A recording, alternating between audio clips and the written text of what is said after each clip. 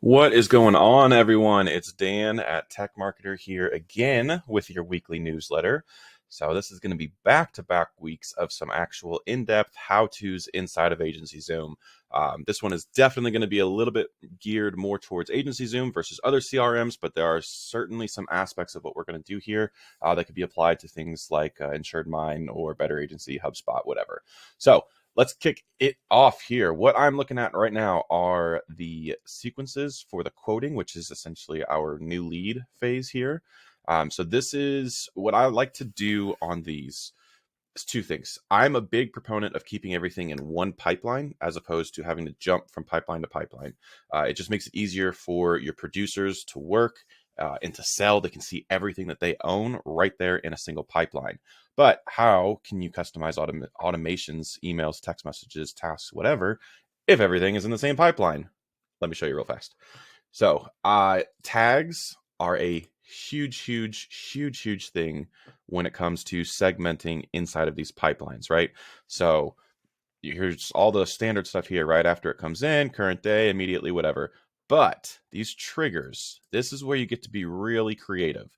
So you can include certain tags and exclude certain tags from this message here. So obviously you can see that this one is smart cycled, meaning that they would be in year 2 or beyond. So this email is for a first-time person that comes in.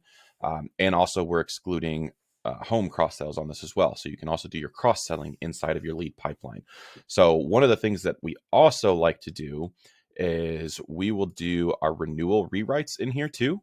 And so we actually use a lead source for that one. So obviously we're excluding these lead sources. These are all referral partners.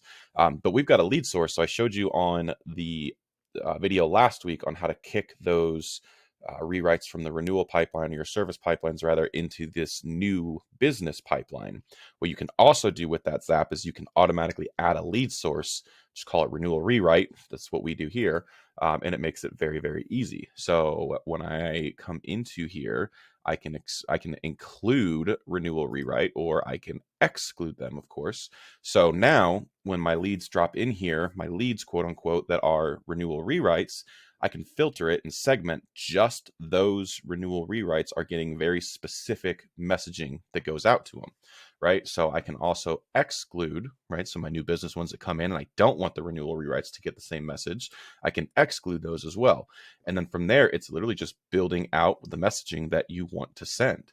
So the biggest thing, like I said, is the triggers, the tags, and the lead sources. Those are outstanding for segmenting and keeping everything nice and clean inside of a single pipeline. And then obviously you want to make sure that you're shot clocking some of these as well too. Just because you don't sell them the first time doesn't mean you can't sell them the second, third, fourth, fifth time, whatever. So our new business ones here are getting, or sorry, we changed that one. So we've got this personal line leads after 65 days. They're getting smart cycled. The smart cycle tag is being added. And then next year, come renewal time, they're getting dropped right back in here, and they're getting the smart cycle messaging that we're sending out to them. So, hey, we didn't get your business last year. We'd really love an opportunity this year, whatever. And you don't have to do a single thing. So you're feeding your producers with a constant flow of leads that never ends because you're constantly going to be adding people into that smart cycle, into that renewal automation and that X date automation. And it makes their lives much easier. So let's face it, our producers, they're not lazy by any means, but they will work what's in front of them. And if you're not putting leads in front of them, then they won't work them. So this is a way to keep those leads in front of them fresh every single year. Drop your new leads in here as well. You can do that Gravity form or any forms that you're using. I'll probably do that on a video next week, show you how to do some cool stuff inside of Gravity forms and then drop those into your CRMs as well. So as usual, if you thought this video was awesome, then let me know. And if you thought it sucked, also let me know. And if there's anything specific that you would like me to cover for future videos, reach out to me, email, Facebook, text if you've got my number, whatever is easiest for you. And I will be more than happy to do a video, a how-to, a guide, whatever you want to see on the topic of your choice. So that's it for this week. Everybody have a good one. And I look forward to seeing you next week. See ya.